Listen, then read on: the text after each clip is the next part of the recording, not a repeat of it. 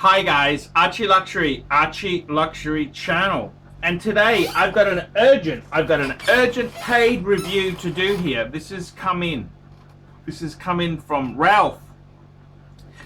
Dear Archie, this is an urgent paid review which I want you to put on your ArchieLuxury channel due to the fact that you normally put these on the Paul Pluta channel. I'm happy to pay extra, a lot extra, but you, big boy, need to do this review immediately. Drop everything and do this review for me. $100 sent to you now.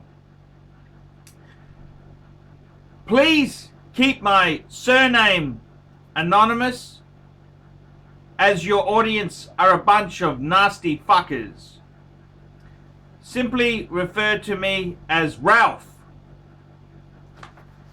Archie, can you please explain why your Patek Philippe Worldtime is so valuable compared to another watch I'm looking at? I am looking for a horology brand and came across some really inexpensive Holy Trinity members. I came across an Audemars Piguet day-date Moonphase, and this watch is about 1/5 the price of the Patek Philippe Worldtime 5110 that you own. Can you please explain why this is the case? Is your Patek Philippe 5110 5 times the watch as these Audemars Piguet day-date dress watches? Why is the price differential so much? Is the AP a shitter, or are they in the same league? Please make this video immediately,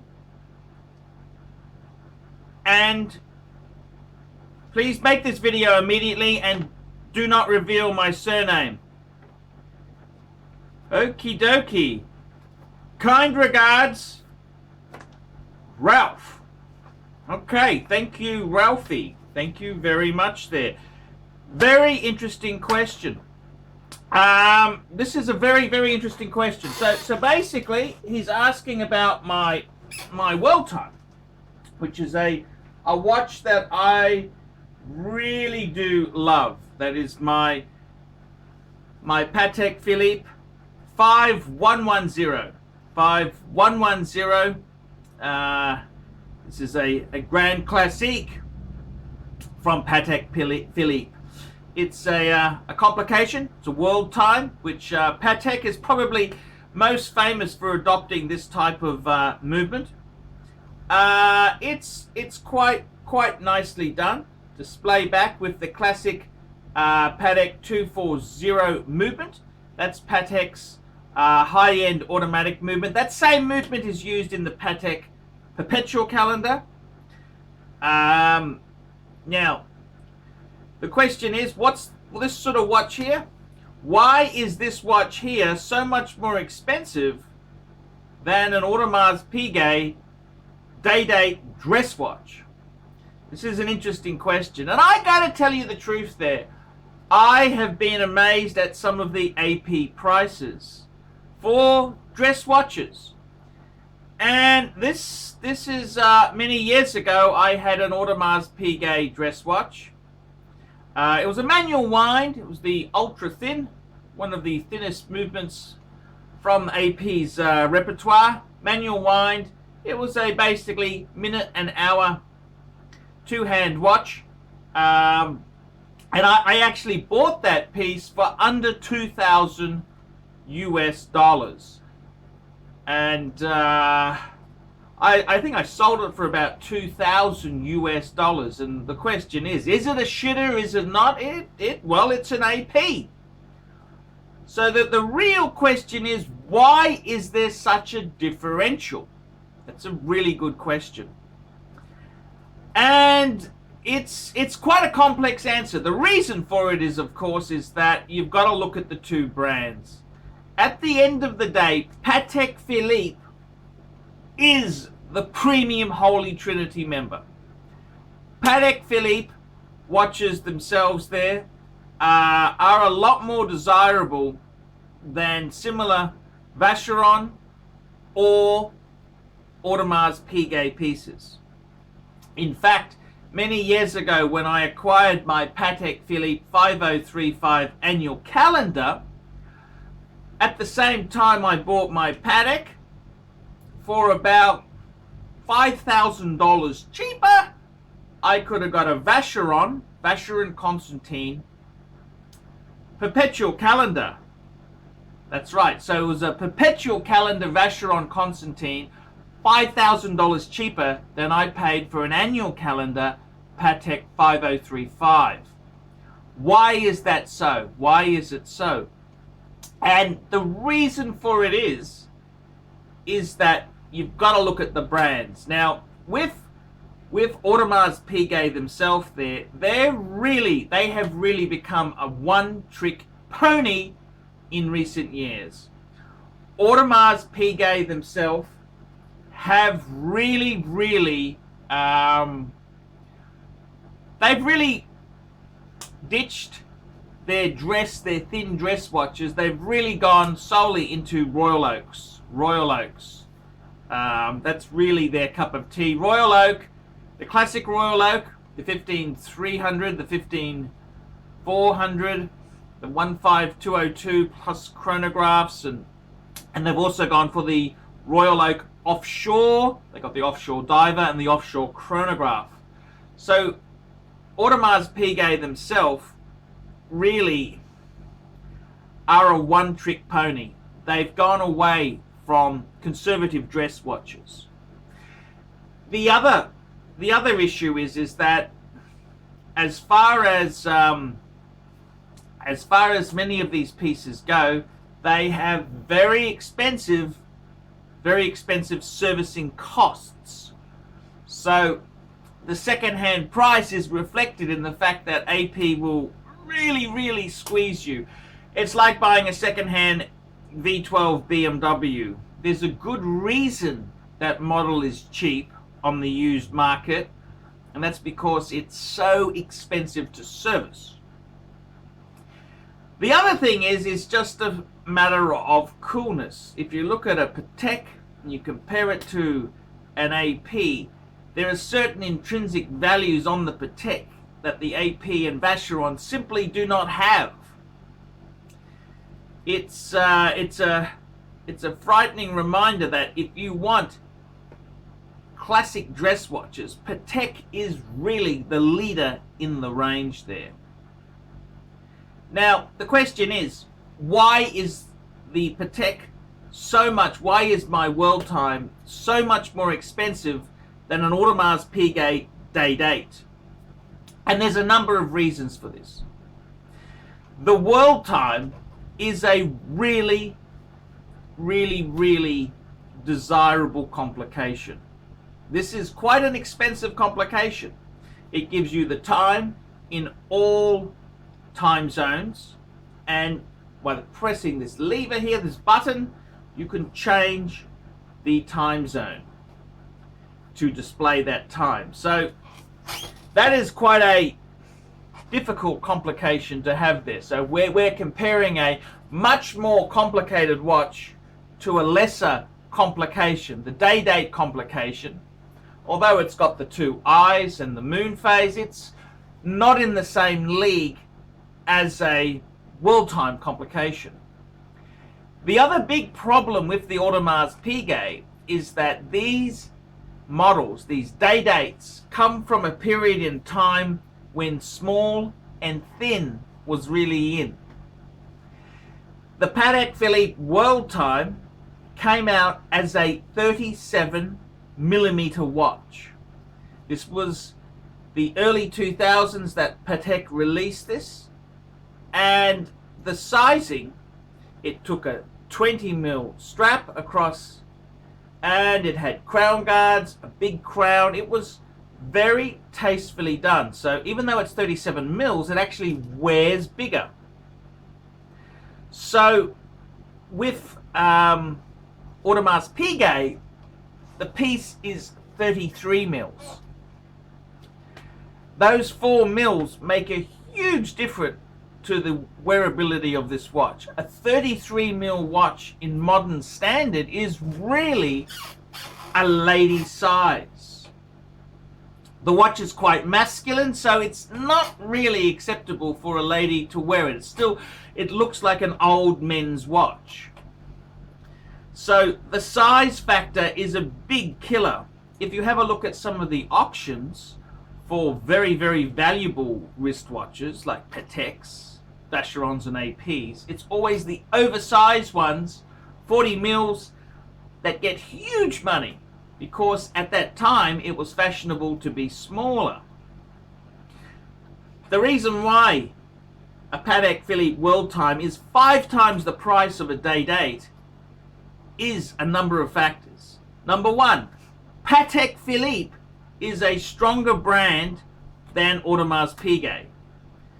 The only Audemars Piguet models that are really, really desired are Royal Oaks. So for classic dress watches, Audemars Piguet has turned its back on that market. Number two reason is that the Patek Philippe Worldtime is a very complication compared to a much simpler complication.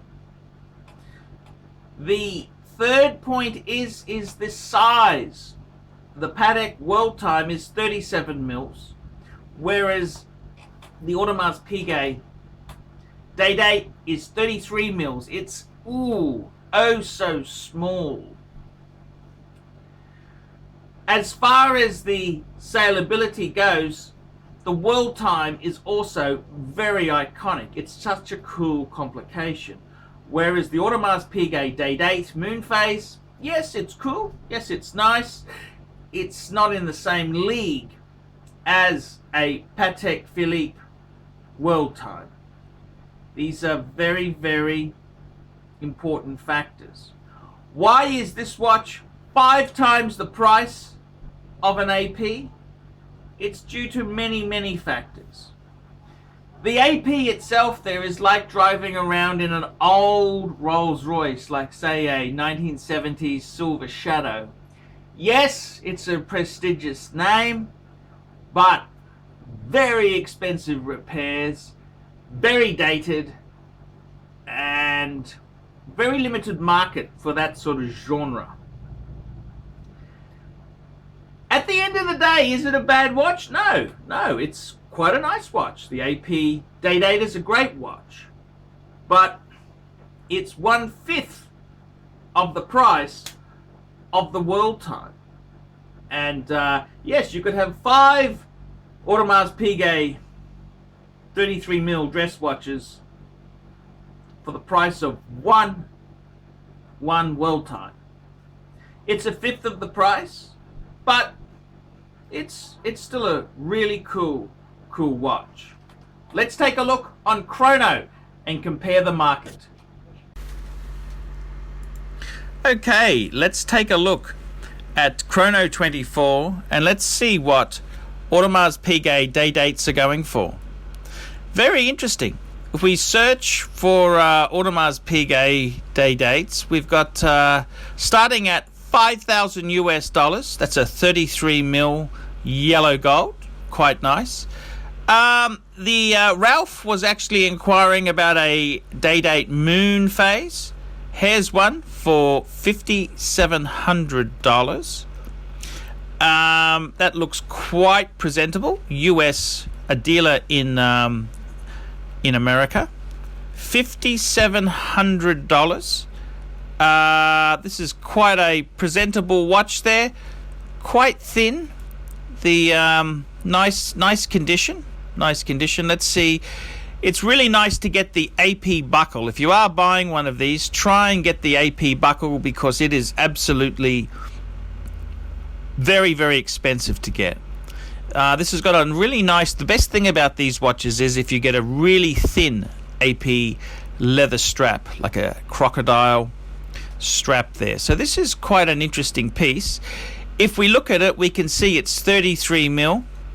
As I mentioned to you, the size problem, this one here is mentioned as unisex. Yeah, that's the problem. These are really a men's watch, which in modern context, they're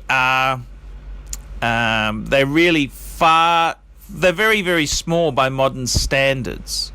So that's a AP day date Moonphase. The other interesting thing is, if we really want the cheapest AP watch, if we go for an Audemars Piguet, if we just search Audemars Piguet, the cheapest AP, let's see what we get coming up here. Search by price, low to high. Much cheaper would be the manual wind type pieces. Look at this here. These are manual wind type pieces, which are very, very, how would you put this? Here we go. Here's a square one, $2,000. This is similar to the one I had, $2,285. This is in Germany.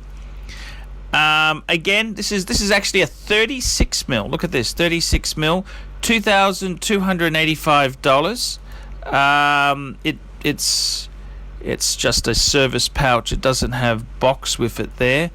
Not sure about that crown on that. Oh, the crown could be okay. It's got a non-AP buckle. Similar movement to what I had in my AP. Yeah, it's still a bit small. 36 mil. It's a manual wind. Very plain Jane type piece there.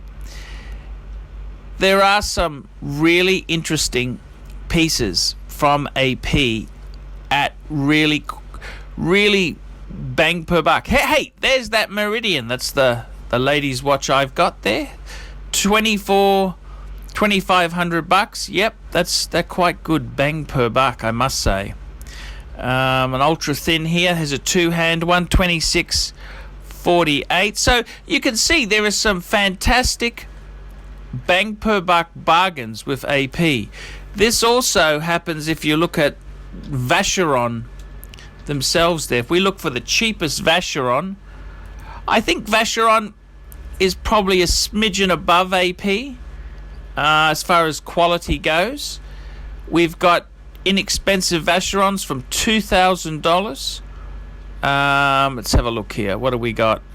There's a quite nice one with oh, that's a quartz. Ooh, yuck. As you can see, there's some really quite nice Vacherons. Here's a similar one. I had a 6405. Look at this here. This is quite delightful. What reference is this here? 6405, same as I had there, $2,500.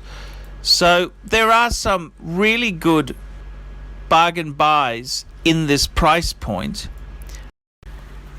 Now, if we take a sticky beak at a Patek Philippe 5110, let's have a look. The Worldtime, what are they going for? We'll search for the low to high, and you can see here the cheapest Worldtime you'll get is $21,000. So that piece there, I believe, is without papers. This one is without papers here. With a piece of this standing here, it's very, very good to have papers with it. Govberg's got one, $23,000, just under 23,000. This watch does not come with box or papers. Okay, you find that box and papers can make a bit of a difference. Has one 23.5, and it's actually got an extract. It doesn't even have papers as such. Papers is going to add a bit more to the price here. So You can see 20,000 is a piece without papers. This is a piece with an extract, not with the papers. The papers themselves there. Let's have a look. What do we got to spend to get papers here? Let's have a look. Here's another Cape Town one. This is same buyer. They've got the cheapest one, but this here is a box and papers bundle, just like mine. $26,000 US. $26,000 US. So that's what you need to spend to get a Worldtime. I mean, it's basically, these are very, very, Worldtimes have gone up in price. A box paper's nice, really, really sharp, nice example. You're going to be paying 25. Okay, you could cut a few corners if you don't have the right buckle and you don't have papers or a box. 20,000, so 20 to 25,000 US dollars. So to conclude there, why is the Patek Worldtime 5 times the price of a dress watch AP? And it's really to do with demand. The demand for these midget-sized APs is pretty slim. They are a reasonable watch. They're a great watch. They're a nice watch. They're great bang per buck. But the reason a Worldtime is 5 times the price is because there's a demand for it. Supply and demand. There are also some really great cars on the market there. Why don't you have a look at a 15-year-old Maserati, a 10-year-old 7 Series BMW? They are also cheap. Cheap for a good reason. But I think the AP is a great watch. The AP Day Date is a great watch. It's a bit small. Well, it's too bloody small. It is very, very small. I think the smart money, if you really want a high-end dress watch, would be a perpetual calendar AP. Double 10,000, around that mark there, you'll get a 36mm perpetual calendar. That's where I'd be looking if you want a cheap horology piece.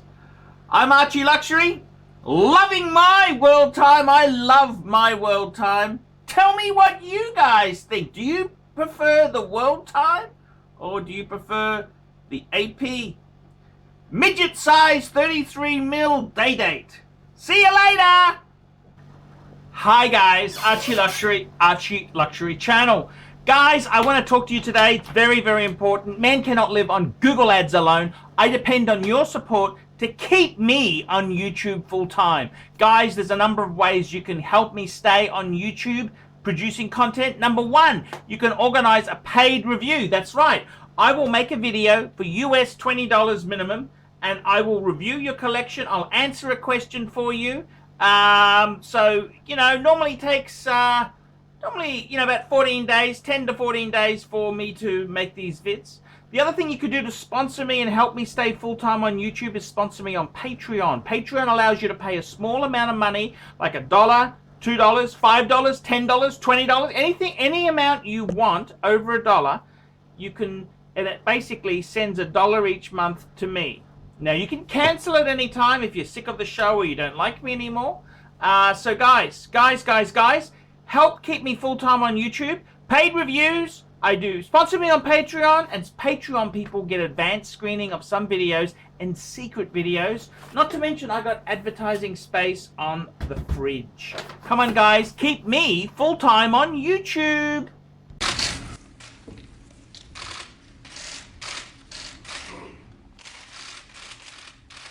Okay.